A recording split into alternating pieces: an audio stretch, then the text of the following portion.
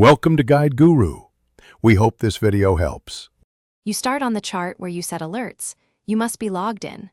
Once there, click the Alerts icon in the top toolbar or right sidebar to open the Alerts Manager. You'll see the list of active and paused alerts and any small alert markers on the price axis. Begin by scanning that list. Select the first alert you want to remove so you can act quickly and avoid deleting the wrong condition. With the Alerts Manager open, you can remove alerts individually or in bulk. Click an alert to highlight it, hold Shift or Control, CMD on Mac, to select multiple entries. Once selected, click the trash icon or delete button and confirm the action. If an alert has a chart marker, right-click that marker and choose Remove to delete the linked alert.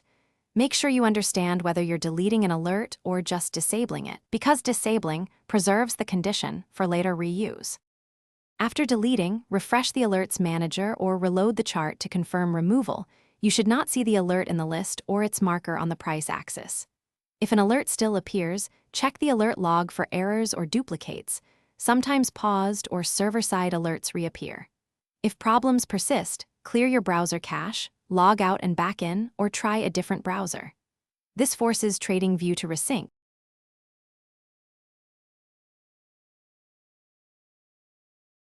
Thanks for watching. Consider subscribing if we helped you today.